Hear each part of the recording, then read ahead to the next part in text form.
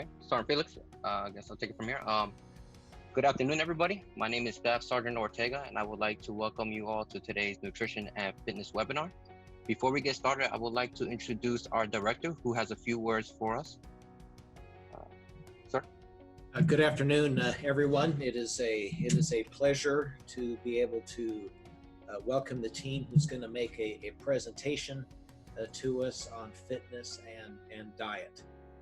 We had asked that they do this presentation because I have been very concerned about what is commonly referred to as the COVID-10. Now we know that COVID-19 is the name of this illness, this virus that is plaguing us, but the COVID-10 refers to the 10 pounds that everybody is gaining by staying at their house and eating badly. And so it's exceedingly important that we not only maintain our level of fitness in this time of crisis, but also that we take care of ourselves by having good nutrition.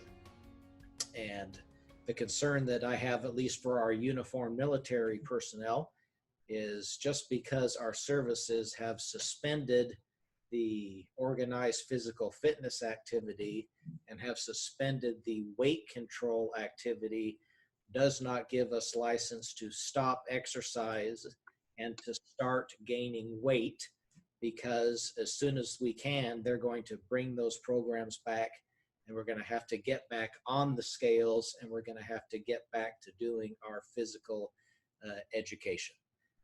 So this great team that is going to present to us, part of our Army's world-class athlete program, will give us some great tips on how to eat healthily while we are in our homes and separated from each other, and ways that we can keep ourselves in physical shape, because this is something that we need to do. So thank you all to the team members who are going to be presenting to us, because your information is going to be a great assistance to us. So back over to you, Sergeant Ortega. Thank you. All right, sir. Thank you. All right. I would like to, before we begin, I would like to take a minute to also invite our family members to pull up a chair, turn up the volume, because this is something that we can all learn from in regards to health and staying in shape, or maintaining physical fitness, and just learning how to exercise in general for all of us, and to stay healthy. Okay, like the director said, and I'm gonna work on some of this because kind of stole some of my words. The IDC has invited two guest speakers today who are experts in nutrition and physical fitness. Our goal is to jumpstart our lives into a healthier direction, hopefully improving our overall health, which is very important in defending against COVID-19 as well. As for us soldiers, it is part of our job description to maintain physically and mentally tough. That being said, the more we put into practice today from what we learned today, the less we have to recover from tomorrow. So I will begin the bio introduction for Major Kaim. Major Kaim currently serves as the performance dietitian and assistant strength and conditioning coach for track and field in the U.S. Army World Class Athlete Program. Previously, she was the division dietitian for the 4th Infantry Division at Fort Carson, Colorado, before transitioning to reserves and being activated into the World Class Athlete Program full-time. Major Kaim has proven to be one of the leading sports dietitians in the United States, having worked with military, elite, Olympic, and collegiate athletes. Prior to joining the Army, Kelly served as a dietitian for short track speed skating for the Vancouver Olympics, contracting dietitian with the Olympic Training Center, and instructor and sports dietitian for the University of Colorado Springs. Major Kaim, I hand over this to you.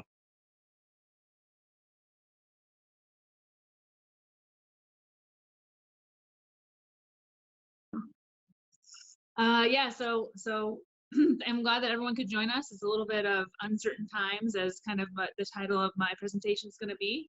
But I'm hoping to answer some questions. There's some that were submitted ahead of time, and just kind of cover some general stuff. Nutrition is such a huge topic, but I wanted to cover more information related to helping with weight gain, perhaps during this time.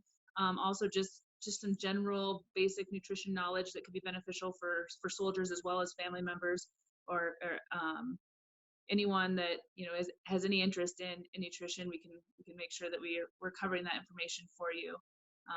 Hopefully these slides also you can utilize as handouts. That was kind of my idea behind it, and they could be no matter kind of what your background is, hopefully they're somewhat easy to understand. They can give you some more guidance during this time. So I'll just kind of jump right into it, and we get started. And I think we're going to save questions till the end, but hopefully I can answer some questions as well.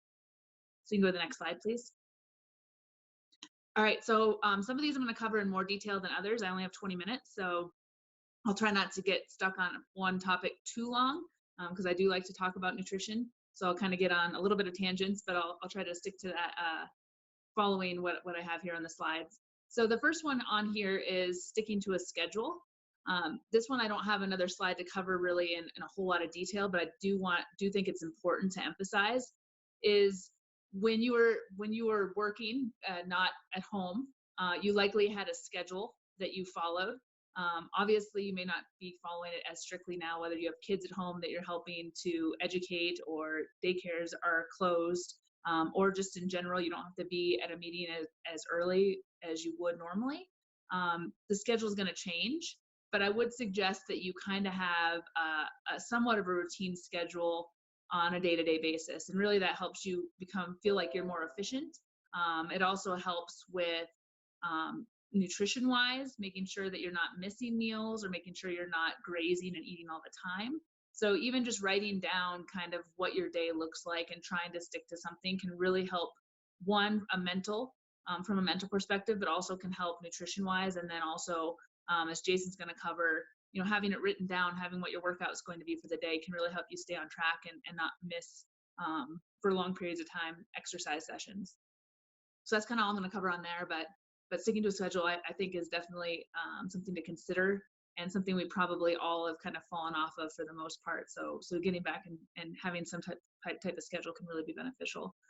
Tracking your food intake, I'm going to cover that on another slide, so I'll go ahead and just bypass that for now.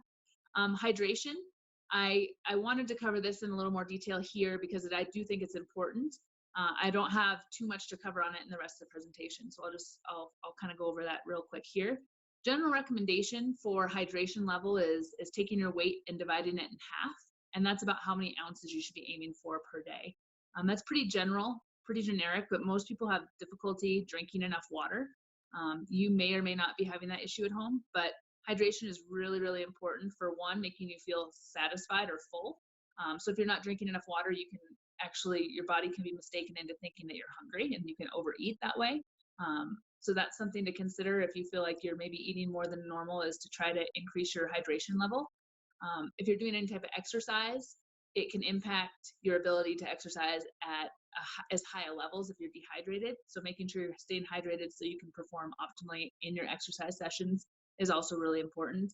And it's just really important for a lot of different metabolic processes as well. So that's something that maybe has fallen off during this time, but just making sure you're staying hydrated. And when I say hydration, zero calorie beverages is what the majority of your fluid should be. Hopefully we're not drinking a lot of soda and calorie beverages, which I'll cover a little bit more detail later. But those are things that add calories very quickly and don't fill you up. So trying to avoid calorie beverages is really beneficial as well. So exercise, Jason's obviously going to cover that in a good amount of detail, so I will skip that one. And then sleep, we'll have a whole slide on sleep as well. And then the rest of this presentation is going to be on making good food choices. So I'll go ahead and go to the next slide. All right, so this next slide, I really like this graphic, and it's a really good visual for anyone to kind of envision when they're making their plate. Whether you have tracked your calorie level before or not, or done a food record, that can be pretty tedious and overwhelming for a lot of people. And so kind of a more basic approach to just general healthy eating is kind of following this diagram, and based upon what your goals are, adjusting your plate. So for instance, I'll kind of start on the right hand side here with the weight loss plate, as this is probably more of a plate someone might be following right now if they're not able to be as active as they normally are, or they're just trying to prevent weight gain during this time. So in this plate, you'll see that the plate is divided into essentially 3 sections. The large section there is going to be your fruits and vegetables. The reason why that is the largest amount of your plate is because it is the highest nutritional density, meaning it has the most vitamins and minerals, and it fills you up because it has a lot of water content, but it's a lower amount of calories. So the idea here is that you're eating a good amount of food still, but you're feeling satisfied on less calories. So half your plate in that weight loss plate is going to be fruits and vegetables. A cup of lettuce or some type of vegetable, for instance, is about 25 calories. So you can eat a good amount of it and still feel full and not overdo your calories for the day, and can lead to weight loss. If you look at that plate too, then the other fourth your plate about, you can even go into the fruit and vegetable section a little bit, would be your protein. Protein is very, very essential, and a lot of people have a hard time getting enough protein in their diet because we don't store it. So unlike carbs and fat that are stored in the body, you need to replace protein on a regular basis. So my general recommendation with protein is try to include it in all of your meals as well as snacks. So that's a fourth of your plate, or a little bit larger. Then that leaves the last fourth of your plate, which is your carbohydrates. Keeping in mind that peas, potatoes, and corn are actually carbohydrates, they're not vegetables, so they do fall in this category.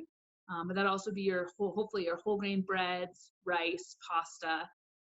A lot of us tend to overeat this category, and when you're more active, that's fine because that's your primary fuel source for exercise when you're doing endurance exercise.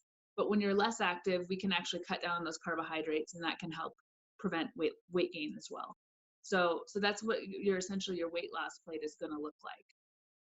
Now, if we're looking at it more of an endurance plate, and that's someone that's really, really active and doing a lot of cardio, you're just going to see the big difference there is the carbohydrates and the vegetables are going to switch. The protein's going to stay about the same, but you're going to have a little bit more carbohydrates and less of the fruits and vegetables, because the reasons we already stated is that they're a little bit lower in calories. And so in order to meet the calorie needs of your exercise training, you would increase calories. And then if someone's more focused on gaining muscle and maybe not quite as active, but not wanting to lose weight, then that plate on the very far left is going to be the plate you're going to follow, which is basically splitting the foods into thirds. So you'd have vegetables be a third your plate, protein be a third your plate, and carbohydrates be a third your plate. So I really, really like this simple idea, and you can just then envision your plate with whatever food you're eating and see kind of how you did based upon what your goals are. So this is almost, I would say, a better process to follow than even tracking your food. It gives you a little bit of immediate feedback based upon what your goals are. You can go to the next slide.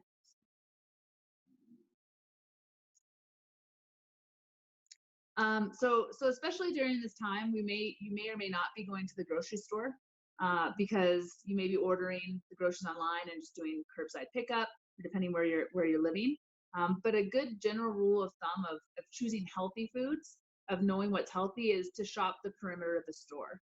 So if you're not going into the store, you can kind of just look at this diagram and think about it more.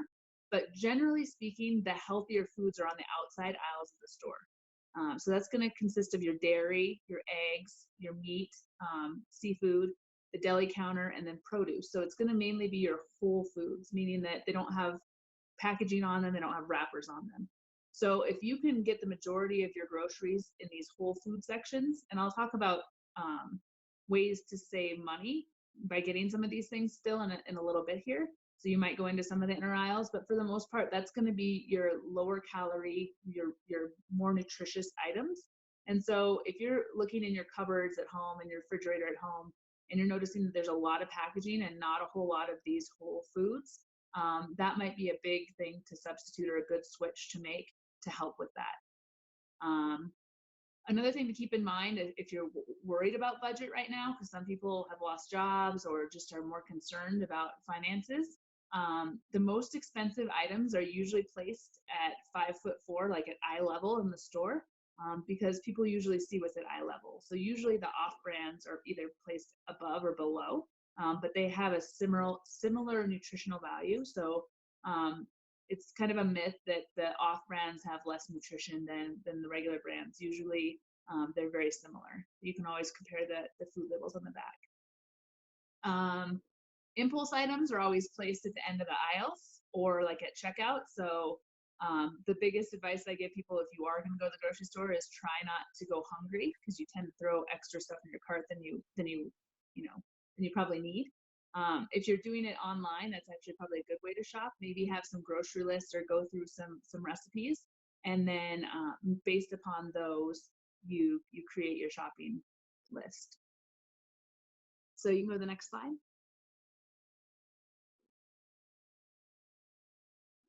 So I wanted to throw this one in here because, as I mentioned, some people may have lost jobs or were just more cautious about finances at this point. So here's some healthy tips on eating on a budget. And the first one, again, is kind of a myth busted there, is a lot of people think that fresh is always the most nutritious. And that's actually not necessarily the case. Frozen vegetables can be just as nutritious as fresh vegetables. Because if you think about it, a lot of fresh vegetables in off seasons especially are shipped across the country. And in that shipping process, they lose nutrients.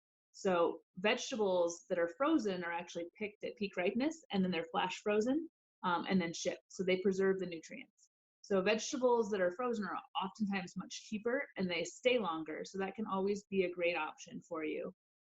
Canned, and on the other hand, tend to lose a little bit of their nutritional value. And I think I have a slide on that.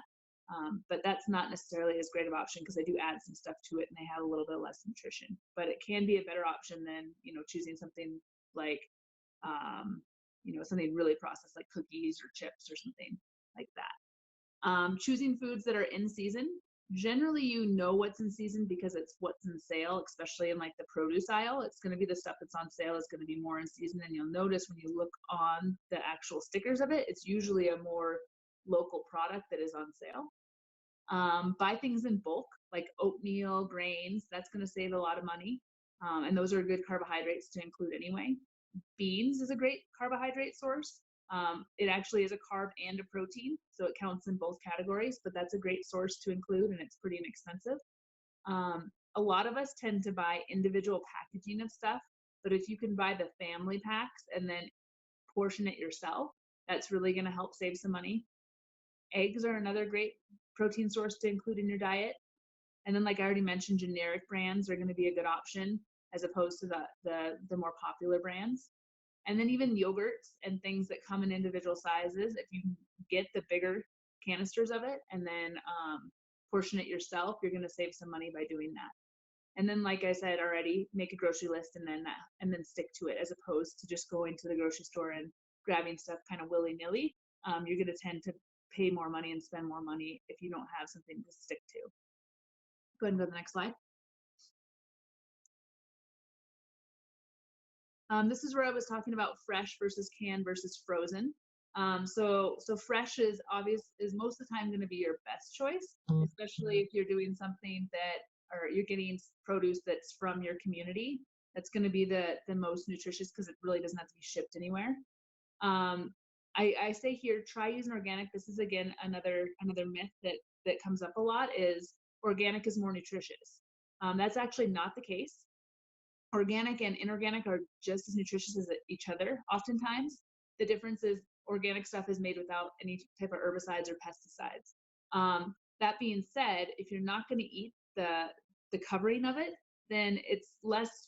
You don't necessarily need to buy organic stuff. For instance, an orange, a banana, that can save some money by just buying the regular because it's a protective peel or protective covering to get in the fruit. Things I would generally suggest if you have the money or if it's on sale, buying organic would be like your berries, stuff that's really difficult to wash, because even like apples, for instance, you can scrub them very well and get rid of a lot of that stuff that's on there. So you can choose the inorganic versions of that as well. So that was a little off tangent, but just that's another myth that I hear a lot of times. So fresh is also going to be perishable. So that's something to keep in mind if you are buying fresh, is it generally doesn't last more than a week or so, whereas your frozen is going to last several months. Canned is obviously going to last a long time as well, but they do often add added sugar and also sodium. And then in the canning process, they do lose some nutrients. If you are going to use canned stuff, my suggestion is to rinse it off when you're opening the can, to rinse it with water, and that's actually going to get rid of some of the sodium that's added to it. And then, like I mentioned, frozen is going to be a really good option for those that have difficulty eating their vegetables in a week or less, and it can be a good option if you live alone, or just during this time where you're not going to the grocery store as much. That can be a great option. Next slide. And this is just, I'm not going to read through all these, but this is just giving you some ideas of some healthy grocery staples. On the Instagram page that we have for WCAT for High Performance, which I'll give you that at the end, we have some recipes that have these kind of as the baseline ingredients for it included. But these are going to give you a good variety of different cooking options, essentially. And a lot of them are shelf stable. So you'll be able to not have to go to the grocery store every week by consuming these. So like, for instance, apples are one of those that tend to stay a little longer than a week. So that's why those ones were included in there. Next slide.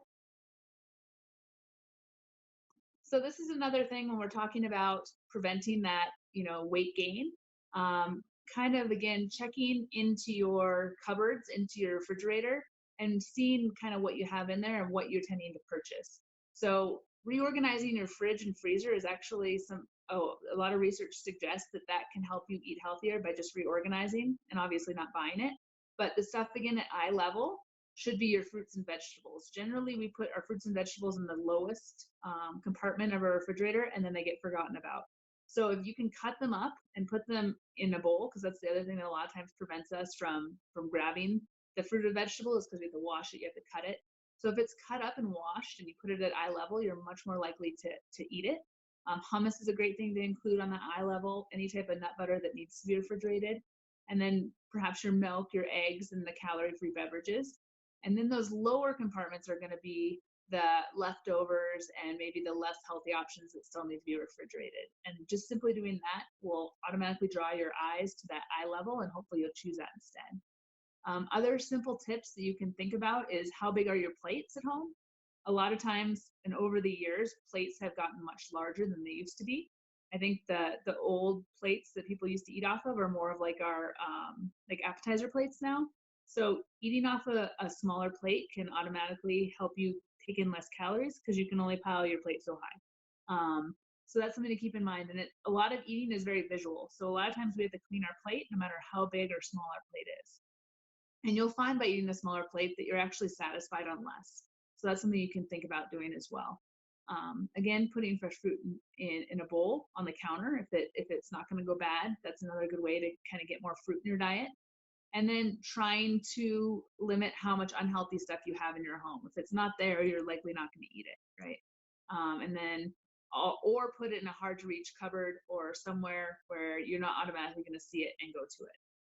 And then, as I mentioned already, if you get big amounts of stuff, like family size, you can pre-portion those. For instance, nuts. You can buy a large package of nuts and then pre-portion into individual serving sizes. Chips is another great example of that. I know, like, my husband's a great example of this. Like, if he takes a bag of chips, he'll eat the entire bag. But what you can do is, as soon as you bring it home from the grocery store, pre-portion serving sizes into baggies. And that way, when you finish the baggie, you've eaten a portion or a serving of chips, and that will allow you to have stuff, because you don't want to completely eliminate stuff from your diet because you'll want it more. It's all about moderation and how often you're doing it. So by pre-portioning it, you have an idea of actually how much you've eaten. Next slide. So this is kind of just following on those healthy weight loss tips that I've kind of already touched on a little bit, but we'll cover these in a little bit more detail here. The first one is decreasing meal size as the day goes on. Most Americans, dinner tends to be their largest meal.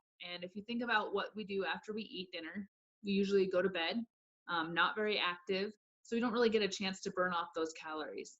So really that idea that breakfast should be your larger meal, and decrease serving size as the day goes on is really correct when you're talking about weight loss, because you have all day to burn off those calories. You're likely more active.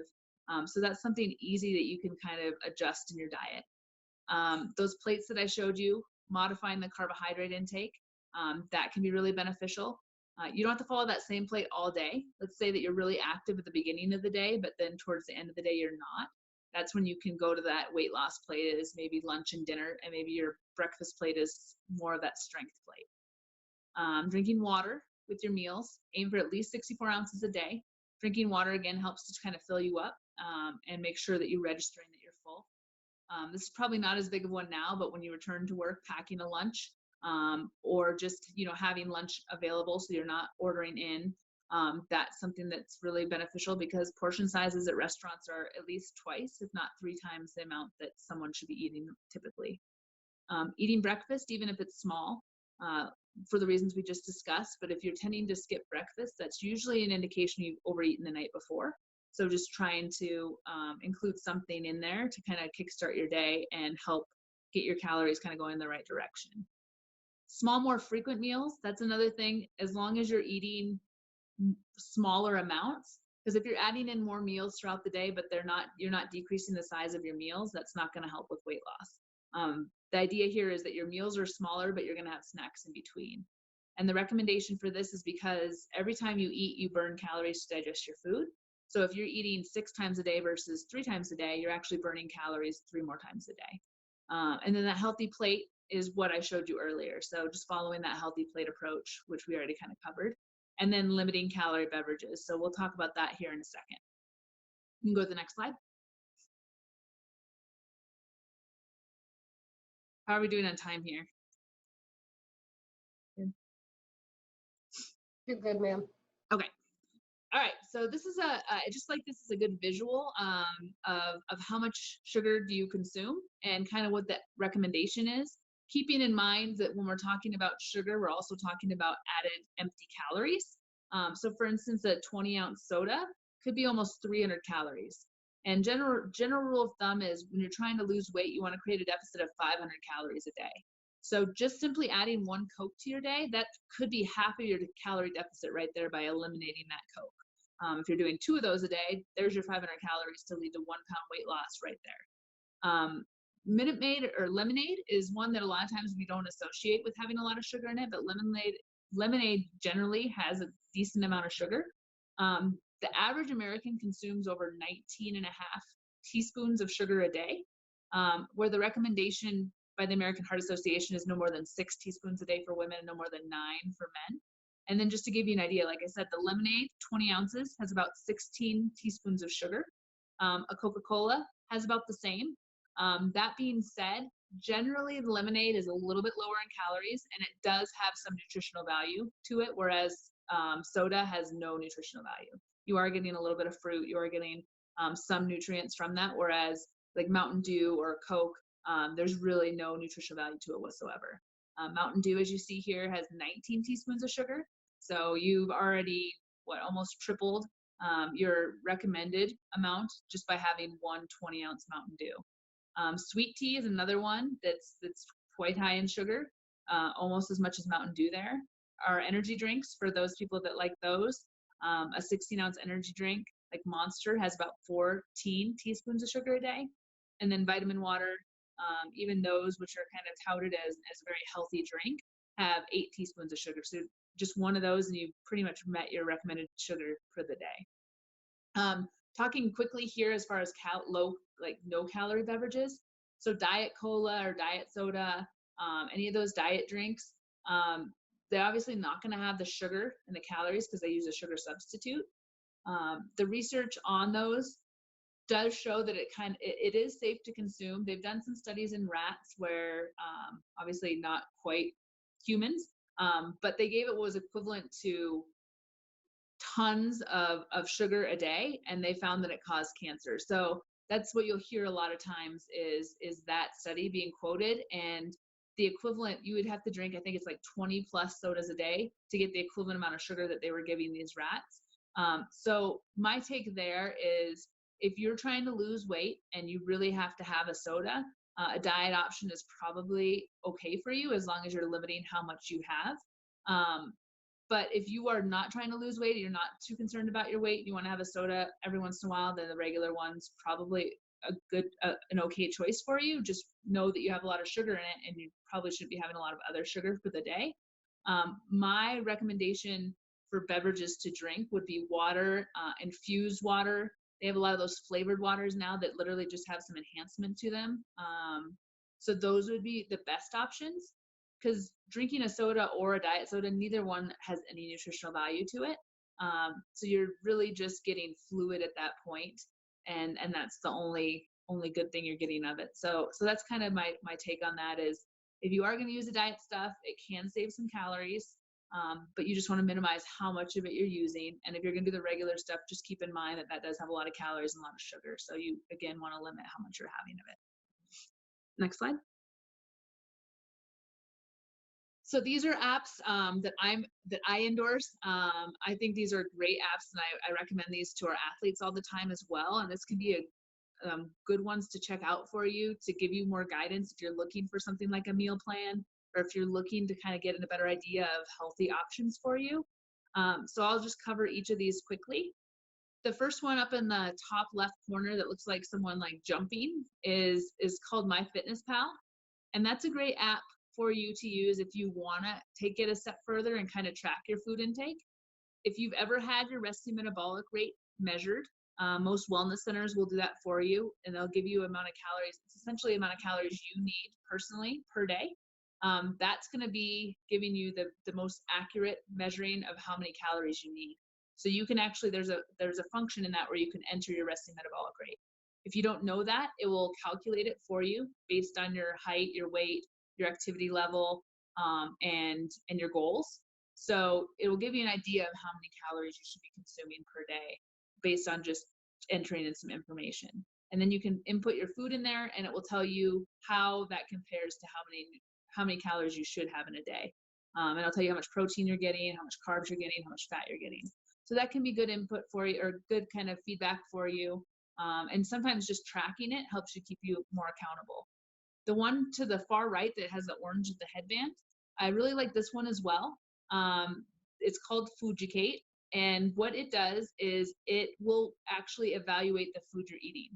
So what you can do is you can enter in, say you have Oreo cookies in your cupboard. You can type in Oreo cookies, or you can scan the barcode on whatever it is, and it will give it a grade. My guessing is the Oreo cookie wouldn't have a good grade. I don't recall offhand, but I would say it's probably a D or an F. And then it will give you healthy alternatives, or healthier alternatives to that food. So it will give you some different options there, and it will rate the food you're eating. So that's a good thing to do.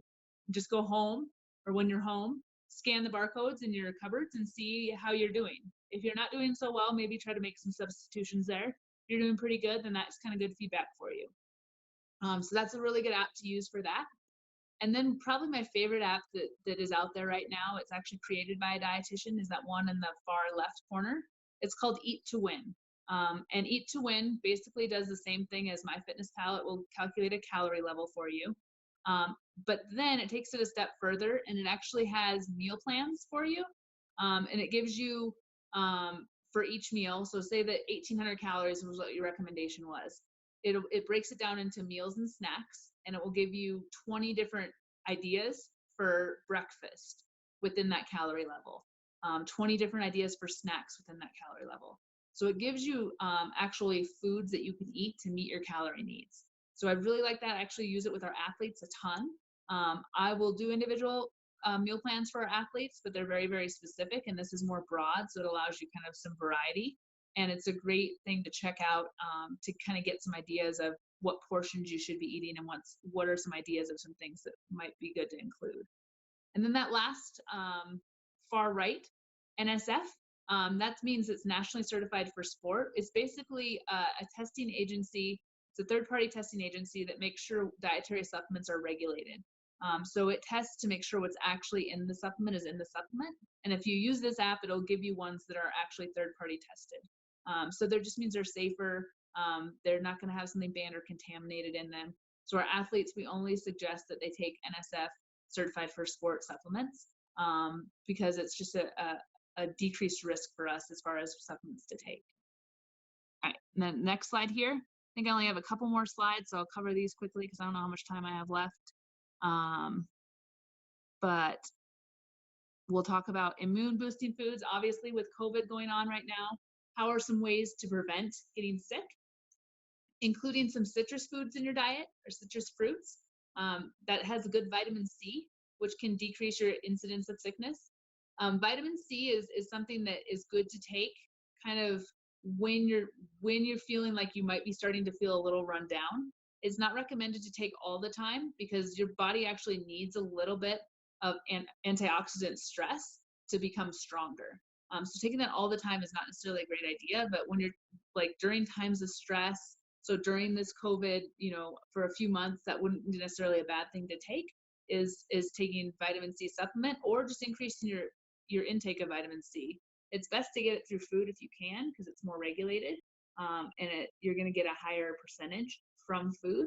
But if you're adverse to citrus fruits, then that adding some vitamin C is not a bad option as well. Garlic contains antifungal and antibacterial properties, so it can help decrease sickness as well.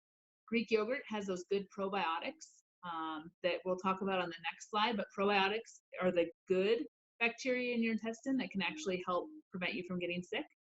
And then zinc. So cashews is a great example of something that has zinc in it.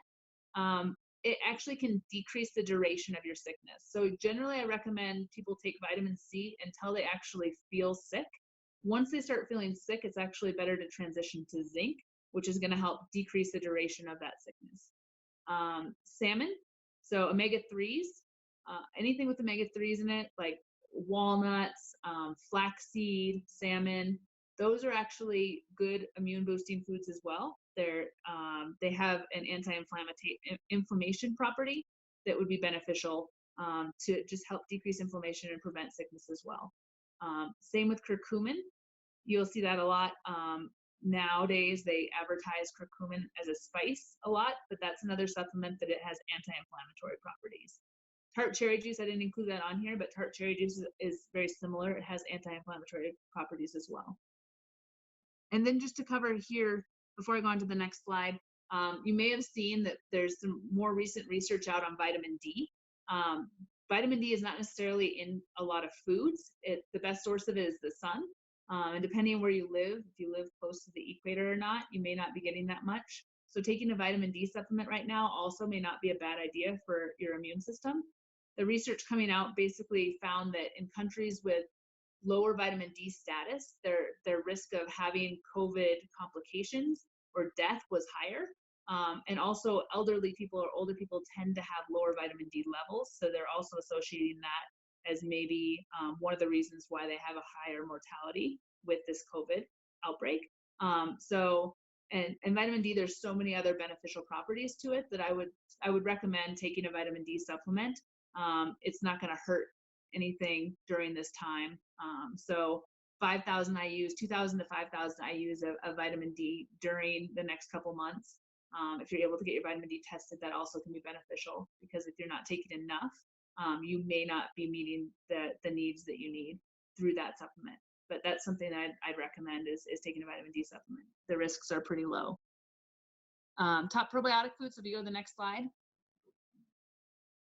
I'm not going to cover this one in too much detail, but as I mentioned, probiotics are the good bacteria in your intestines. So these are just basically 4 different types of good bacteria and sources of it to get those good probiotics. And if you go to the next slide, that one. So tips for a good night's sleep. So you may have some issues with sleeping during this time, the stress, just off schedule. So these are kind of some tips to follow. Avoid eating large meals at night. That can keep you up. Tart cherry juice, as well as being anti-inflammatory, it actually can help you sleep a little bit. And Greek yogurt actually has protein through casein and whey, which is the two types of protein that you want to help with recovery. So that's a great thing to include at night. Having some tea that has some good sleep properties to it. The biggest one for most soldiers that I try to recommend is avoid caffeine late in the day, whether it be through coffee or an energy drink. That can prevent you from sleeping at night because it stays in your system about 6 to 8 hours. Handful of walnuts contain melatonin. It also contains zinc, as we talked about. So those are both beneficial for sleep. Preventing large amounts of alcohol at night, which has a lot of calories in it and also can prevent that deep restorative sleep. And then tapering off fluids as you do get closer to bed, so you're not having to go to the bathroom all night, can be beneficial. And then salmon and eggs also have those omega-3s, and omega-3s can help aid in anti-inflammation, and then they do contain some melatonin as well that has been linked to better sleep.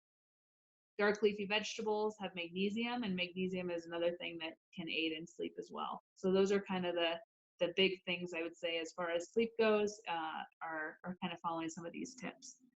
With regards to nutrition, other things are turning off your phones, turning off TV, things that are going to have false light, and some of those things you probably heard many times before.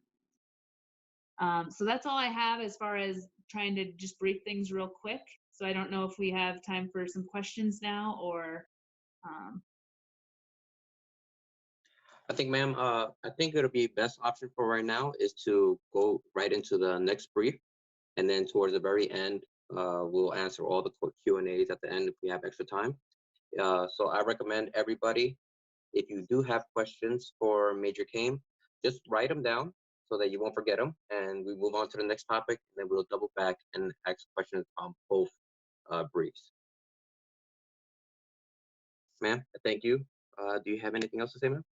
Nope, that's it. Okay, thank you again, ma'am. Okay, so right now I'm going to be going over the next bio for Major Barber. He is a world-class athlete programmer since 2012, 2 years as the head strength coach and the rest of the high performance coordinator. Since his tenure at WCAP has continued to qualify over 10 athletes every Olympic and Paralympic Games in over 18 different sports. This has led to multiple Olympic and Paralympic medals. Between Olympics, Jason has held and trained athletes to win dozens of national and international medals. Prior to Jason's arrival, he worked with teams such as the Philadelphia Phillies, Miami University, Colorado College, University at Buffalo, Naval Special Warfare, U.S. Army Rangers, Air Force Special Tactics, and Air Force Combat Control Teams. He was one of the very first strength and conditioning coaches in Special Operations community. To save on time, and I hope I mean this in any wrong way, sir, I will have this available for anybody who wants to follow up with it, but I don't want to cut you off on time, sir, so I will hand this over to you, and the mic is yours, sir. All right, none taken. I did just looking for the presentation, make sure we're all on the same page. Okay, all right, so I guess first and foremost, thank you for allowing this opportunity to come and speak to several nations at once. It's a very interesting institution that you guys have there, and we love to speak on these topics. Kelly and myself, we travel to multiple units, everywhere in the United States, or whoever wants us to come and spread the gospel, so to speak. And these are topics that are near and dear to our heart. However, with our current situation in the world, things have become very different. We have been forced sort of into isolation, if you will. And this has really kind of caused issues, I think, multiple fold, really. One thing that I think that we're not necessarily addressing, although Kelly touched on it, and I certainly will as well, is what has this done, you know, to us mentally? You know, we're a social species, and we like to sort of share experiences and interact with people face to face. And right now, we're not really able to do that, even to this day, right now. So, but without further ado, we'll get started on some things to hopefully brighten your day, get you moving around, and just give you some recommendations overall, both in a quarantine environment, and then I have a slide that I want to share with you that also just kind of gives you some guidance, you know, as we get back out there and are able to train full time. So next slide, please. So this is our agenda and our somewhat abridged discussion with everyone regarding fitness today. I want to talk a little bit about limitations. You know, I want to share some of the science. You actually may breathe a sigh of relief when you see it. It's not overly complicated in any way. Make some recommendations, both you know, from sort of my foxhole, if you will, and then sort of what the industry recommends as we talk about, you know, the tactical athlete in all of us. And then as we spoke about just a second ago, we'll also cover, you know, some of those unforeseen factors and maybe give you some tips as to how to break through them. So go on to the next slide, please. All right. So, you know, when we were asked to do this talk, first thing that I thought about was, you know, really what limits us, and it's actually kind of interesting because, you know, let's go to the next slide, and we'll just kind of see if any of you, you know, spend some of your spare time because you're a fitness junkie or you just like to see trends. You probably saw that that as fast as food and toilet paper was gobbled up off of the shelves of grocery stores around the United States and maybe the world, there too was fitness equipment. You can't buy a dumbbell or a band or anything that has to do with fitness at all. Everything's on back order. Everyone's trying to resell stuff at 150 to 200% above, you know, market cost, and it just kind of makes me laugh a little bit. So I tried to include some pictures. Now, mind you, in order for me to make this presentation for you, as you can see on the right, I did risk my health and safety just to give you a good presentation. So as we stroll along this presentation, you'll see some of the risks that I took just to give you a small snapshot of what you can do to maintain your fitness. I say that in jest. I was certainly never in danger. I made that picture on the right look like I'm hanging from 1,000 feet, but I'm really not. So just for disclosure purposes, I don't want anyone out there risking their lives just to try to maintain fitness. So, but what I wanted to kind of convey in this picture is that, you know, nice to haves are things that we can buy off the shelves, like your bands and your cords and your balls and dumbbells and things like that. But it doesn't mean we necessarily need those things either. So some of it is just getting out there, looking at something, and seeing if we can move it. You know, that's really the basics of training or any type of fitness. So next slide. And then one of the other limitations I felt like was important is, you know, we aren't born with this inherent knowledge of how to stay fit or what to do, or else we wouldn't be having this talk right now. So I try to bring to you, and I think Sergeant Felix may have a slide. Maybe she slipped it in at the end for you or can share it with you. But you know, even for us in the World Class Athlete Program, as this thing broke out and we were all sent to our houses to be isolated and whatnot, you know, we immediately recognized, all of us in high performance immediately recognized that we needed to do something to put out and use, you know, technology to our advantage so that our soldiers, our athletes, or whomever wants to see it can know what to do, use little equipment. If they have just a little something, they may be able to stave off some of that deconditioning that's taking place at home. So we developed a YouTube channel. There's probably 20 different workouts on there, utilizing from no equipment to, maybe a barbell or something like that if you have it.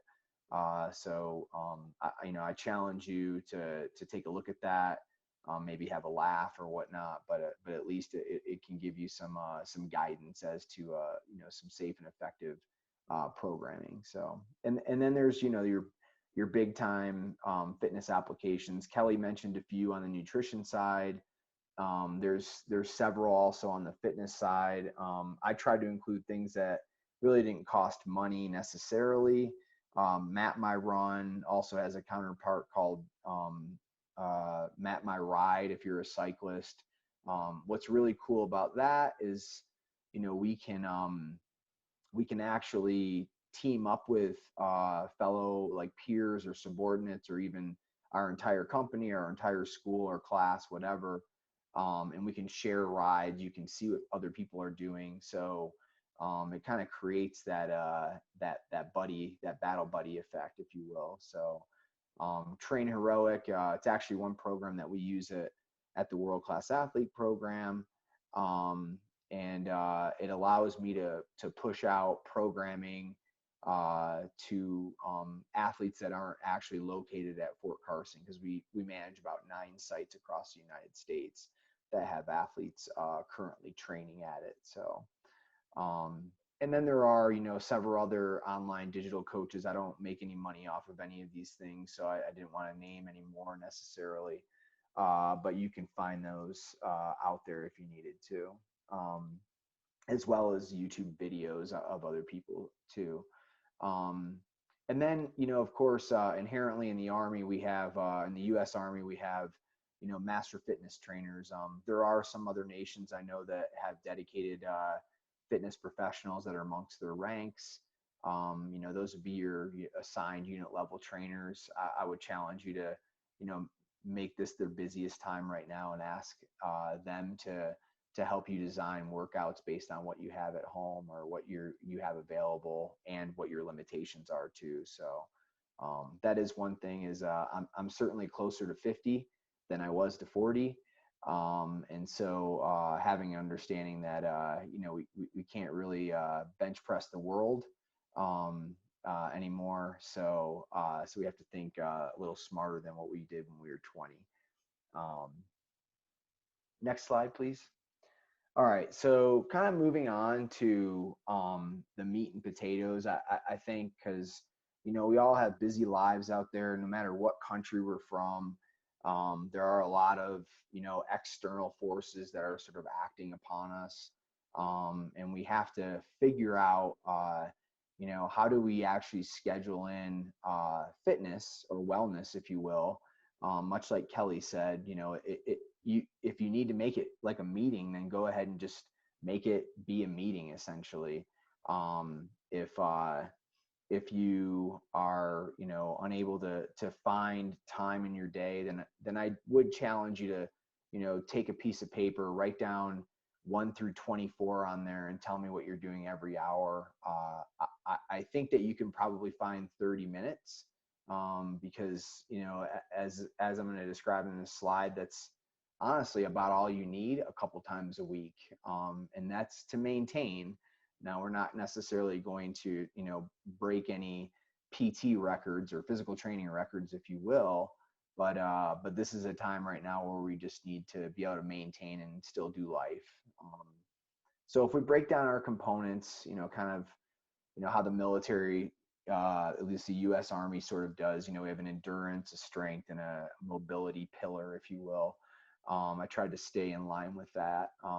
So really, believe it or not, research sort of supports the fact that we've only got to do between 20 and 40 minutes of cardiovascular, cardiorespiratory work.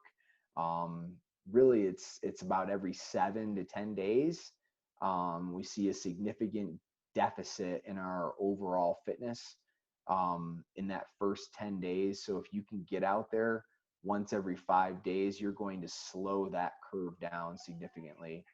And you know, these are recommendations that we make to commanders that are going to take their units to the field or are going to go on, you know, a deployment where they may not have much equipment at all, or their op tempo may be so high that it's hard for them to take a lot of breaks.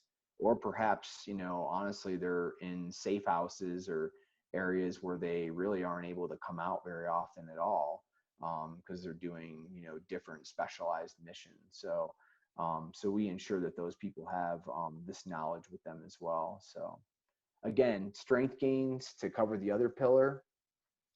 We again see a significant deficit in that first 7 days. So if we can hit something, you know, as far as moving an object or lifting something up that gives us a an exertion point of an 8 out of 10 or 80% of what we know we're capable of, like trying to move, that would get you the ability to at least maintain your strength, um, and sort of stave off some of that atrophy that you've gained while you have trained before, you know, this point or before you deployed or whichever. So now mobility, you know, as we tend to sit more, and I think that's probably what, you know, even me as a fitness person, I found myself being in front of my computer at home, you know, making videos, doing a lot of time in front of the screen, more so than I do at work. We need to actually move more than what we normally do. And meaning that if we have to take 5 minutes out of every hour, that's probably more important than honestly even taking, you know, 30 minutes, you know, every 2 days, and trying to work on mobility or doing a hard yoga class or something like that. You know, just speaking of myself, what I actually did find was I found yoga very like relieving during this really hard time that we were expected to stay in the home. And on YouTube, because I'm not a yoga instructor, I found a really very 10-minute class that worked for me. It got me, you know, out of bed in the morning, and I was ready to do my work, and then I moved throughout the day as well. But you know, I'd recommend, even if it's stretching that you need to do, maybe you don't have connectivity where you are, just spending time stretching or moving and not sitting in your chair. 5 minutes out of every hour would be very beneficial to you. So, and that again, like speaking about age, you know, as we get older, that connective tissue, it wants to just contract more and more and faster and faster. And so we really need to combat that even more as we're older. So that's something to think about. Next slide, please. So this is a slide that just has a general synopsis of, you know, what we talked about. Again, you know, you guys are all, and by guys I mean everyone that's attending, ladies and gentlemen, ma'am and sir. You guys are all here. You're probably you know, a bit later in your career. You know, you're very busy people. You need to know the bottom line. And so that's why I tried to give that to you at this point, because we just need to know what it maintains right now. And then perhaps, you know, when things open up, we can work on gains at that point. So next slide. And so as I promised, you know, this isn't going to be the norm forever. We will eventually, you know, get out there. Things will eventually open. We'll eventually get smarter about how to combat this.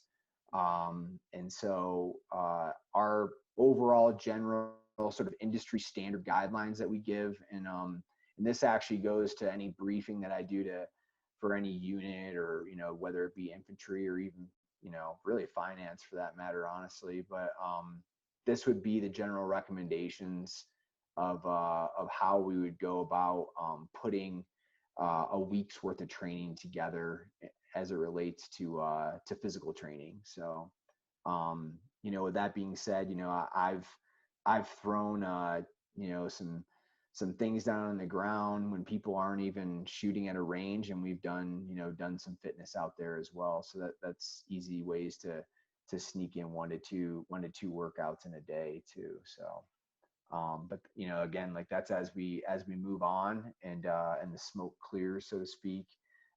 This would be a guideline for you as leaders to try to you know, impart your fitness trainers to accomplish per week. So next slide. But in the interim, this is what I propose, you know, and again, like these days can slide to you, but I wanted to show you, based on what we've talked about so far today, how we can sort of easily fit in some of these general maintenance guidelines that we're giving you today. So again, there's a lot of days of the week, and there's a lot of hours of the day. So, you know, if you're at home and you're struggling with how you're going to fit it into your day, again, you know, go back to that 24-hour calendar and really see what, you know, you'll really, when you put it on paper, you'll see how much time you probably do have that you can fit in between 20 and 40 minutes of time to actually work on maintaining your fitness. So next slide, please.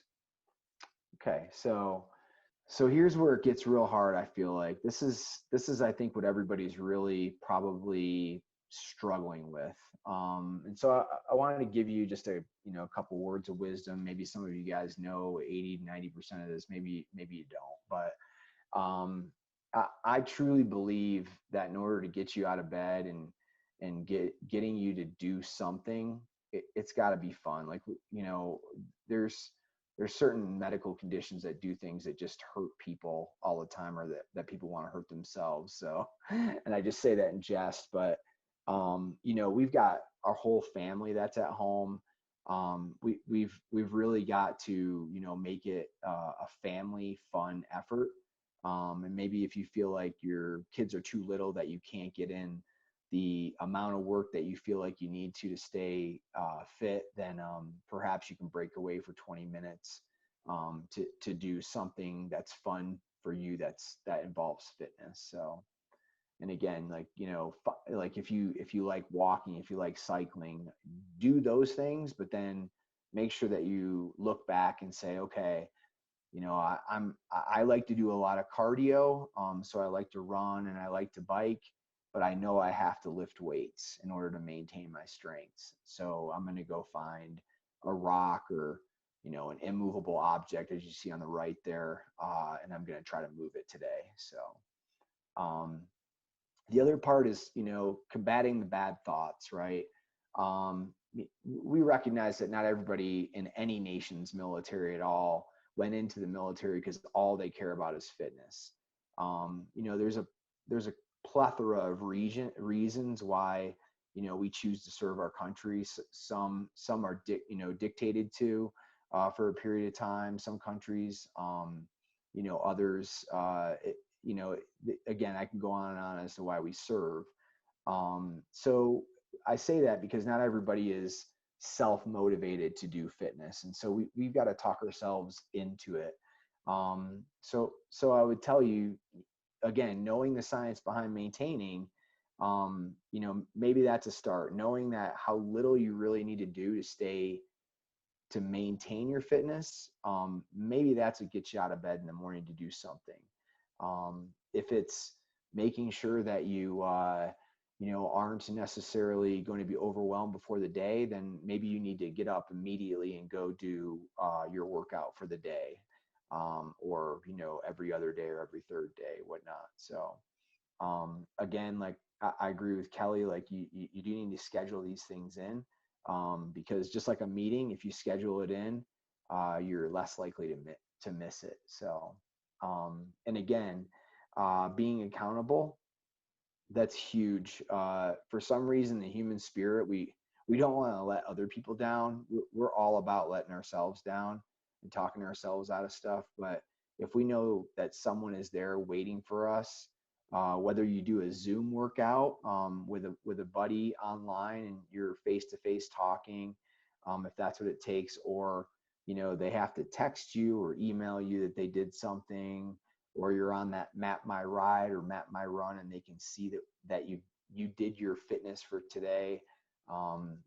Do something to be accountable. I just my own story. I just had one of my soldiers.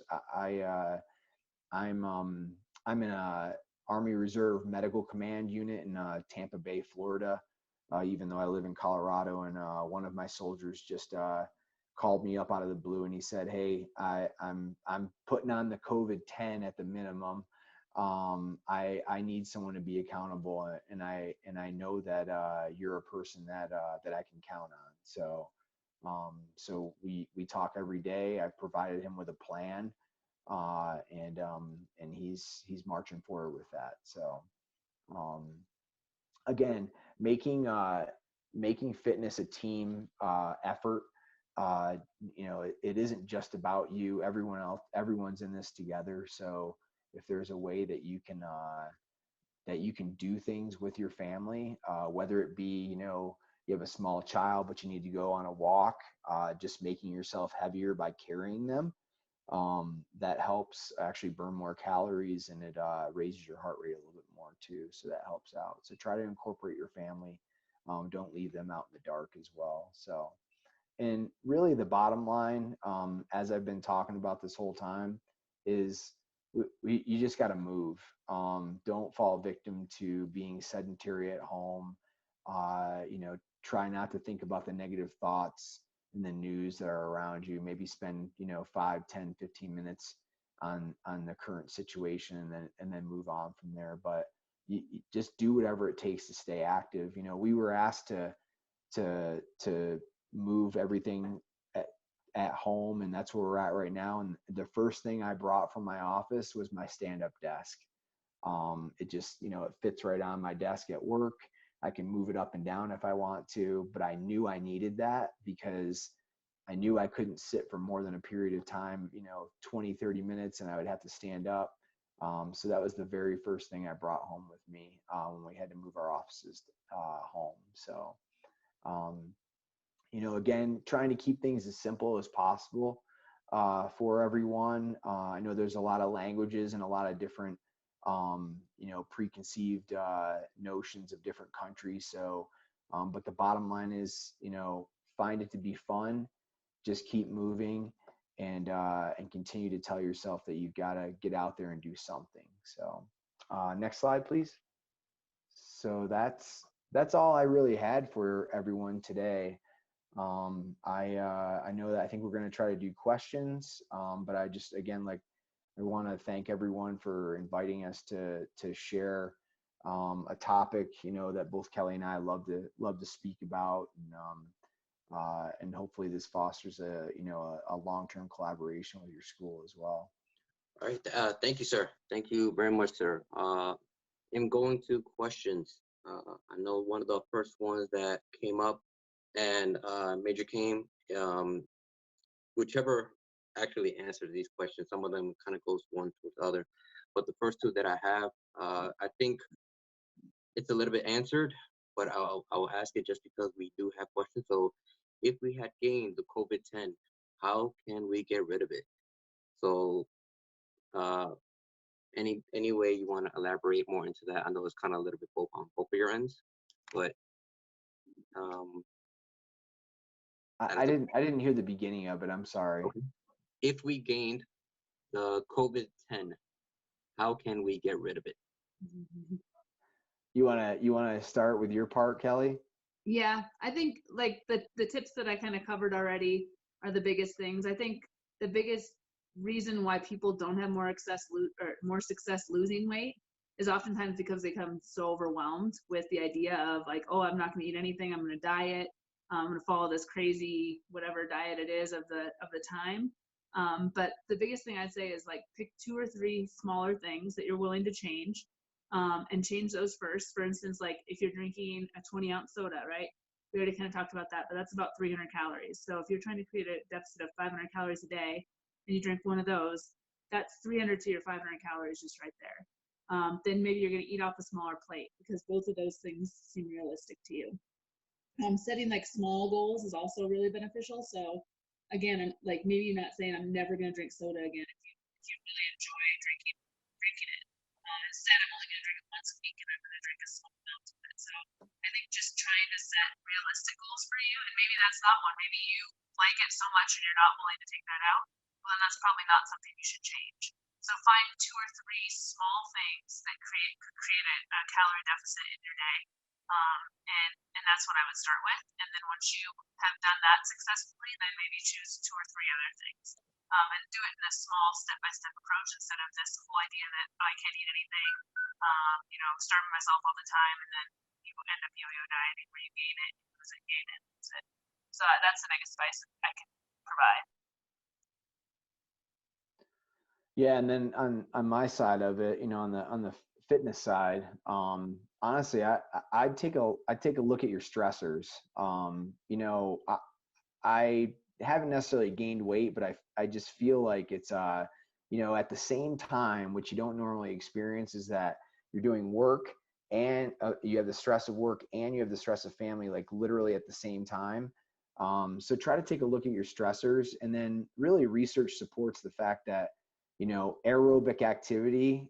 So getting out there, going for a run or a bike if you're able to, or if you have a stationary bike at your house, whatnot, getting in that 20 to 40 minutes. Maybe you need to do a couple more times a week, because it will release endorphins, which will make you feel a lot better throughout the day as well. So, but I do think a lot of this COVID-10, as we're kind of coining it or terming it, there's a huge stress component to it. So. All right. So I do have a second question right here. What kind of workouts and nutrition is the best for those over 40 losing weight without getting an injury? So it's kind of a little bit touching the same thing. I'm getting the same thing, but So for me, like the nutrition, as you get older, it probably becomes even more important. I know a lot of people kind of realize this, but like as you get older, your metabolism typically does slow down. And the main reason for that is because you lose muscle mass over age. And so when you lose muscle, the less muscle you have, the less calories you burn. So I'm sure Jason will cover it, but strength training and maintaining your muscle mass is really important for actually keeping your metabolism high. So that's the biggest thing I would say is that you just have to be more conscious about the calories you're consuming, because your metabolism oftentimes is decreased as you get older. Focusing on those anti-inflammatory foods so you can actually continue to be fit and do exercise is also beneficial. But really everything we talked about kind of spans all ages. So it'd be something that would be beneficial for really anyone. But that's just something to keep in mind, is your metabolism does tend to go down as you age. So be more conscious of your intake, and focusing more on those nutrition dense foods and less on those high calorie, no nutrition foods. sir, and thank you, ma'am. And just to elaborate a little bit more in regards to um, the workouts, can we just try to gear it a little bit more towards at home common things that can happen for trying to work out at home and injuring yourself? Like what should we try not to do and avoid getting hurt after the age of 40? But what people can do but not get hurt working out from home, trying to be creative, but something not too creative that we're going to hurt ourselves. Sure. So, when we go to units and, you got older sergeants and younger privates in the room, honestly, like in some of the research that I've done, the secret to success is honestly lift heavy and run fast. Deadlift is actually the one exercise that we know raises our testosterone levels the most. So like I said, if you're able to go outside and pick a rock up that you can actually pick up without blowing your back out, I say go out and do it. If your knees are capable of allowing you to do interval training as far as running, or even biking, then go do those things. They're short duration. They don't take a lot of time. And really all the rest of it, as far as, you know, weightlifting is considered, is kind of fluff a little bit. I mean, yeah, we can hone in on the muscle groups if we want to, but if we really break down the deadlift exercises, you know, and you can look it up on, you know, if you're unfamiliar with it, but the deadlift itself is such a total body lift, and it can be made safe, you know, that it's the best bang for your buck, really. One thing I would caution people is, you know, they see crazy YouTube workouts or something like that, or commercials that are on television. Really caution yourself, you know, take a fine tooth comb and look at it and say, you know, am I really capable of doing that? So if you don't feel like you are, then you're not ready for that at this time, you know, so something to build up to. Okay. Do I have any other questions from the audience before I hand it over to Sergeant Felix? Now, if you have questions down the road, or if it comes right after we end, like usually it does happen, feel free to write down these questions. You can email them to me or Sergeant Felix, and feel free to ask your family members about, you know, do you have any questions on what they say about this? Or, hey, I brought this up. Do you have any questions on this or that? You know, so I know sometimes these questions are very important to get answered, and I don't want people to feel like this is the only opportunity we have to answer these questions. Okay. And before I hand it out, I want to say and give a shout out to Sergeant Felix. She made this. She was a big part in making this possible. Major Kaim, Major Barber, I really appreciate. We all appreciate you guys coming out here and helping us out with this. Even though it's coming out here means virtually, but still, you made yourselves out here, and we couldn't appreciate it more. We really grateful for it. I did have one thing to add really quick too, is we do have an Instagram page that's called, it's WCAP High Performance. So that's a lot where a lot of these handouts I posted. And then Jason, I think it's being pulled up now, but Jason does have a YouTube channel with exercises that he's created as well. So that way you have some of that information to go home with, and you can continue to get recipes. I try to post something every day on the Instagram page. So those are just things for you all to know about as well. All right, thank you, ma'am. And I'll make sure everybody, from what she said, to have that on the link. If it's not on the next slide, we'll make sure it gets out to everybody. And I'll get it for them. And now, that being said, Sergeant Felix, I think you're going to take over and put this on the next slide. This is Major Barber's page. I think we just saw that. Okay, there it goes. I don't know if you wanted to elaborate a little more on the YouTube page there. Sure. So, you know, there's several, as you can see in there, there's several different core workouts involving different, you know, implements, if you will. You know, I tried to include some high intensity workouts for some of our more fit group. And then if you don't have a weight, just pick up something that feels like it's the right weight and just use it. So, but there is body weight stuff. If you're, you know, if you have some arthritis in certain areas, there's actually an isometric circuit in there that you can use. That's isometric, means there's no movement. So we're just getting in positions and firing the muscles for a period of time. So I think that everybody can probably fit something in there for themselves. So. Okay, I think that wraps it up, sir. Ma'am, General Taylor, I don't know if you have any other words for us before I close out this brief. I just express our appreciation. Thank you so much, Majors, for your excellent presentation, your great advice. This was exactly what I personally needed to hear, and I know it will be very beneficial to our staff and students. And, you know, applying these principles that you shared with us will, you know, it'll help us get rid of our COVID-10, and it'll help us be more resilient. And I very much want to take you up on your offer of a long-term relationship with our organization. That would be a tremendous benefit to us. One of the great things about our organization is that the information that you shared is being used and consumed by the future leaders of our hemisphere. So you have reached a hemispheric audience with your presentation today. So thank you for your time, and thank you for this very valuable information. I know I intend to apply several of your things, and I just subscribed to your YouTube site. So thank you again for taking the time to enrich us, because you have done so. So appreciate it. Thank you. We look forward to helping you out, sir. Thank you, sir. Thank you, sir. So this concludes our health and nutrition webinar.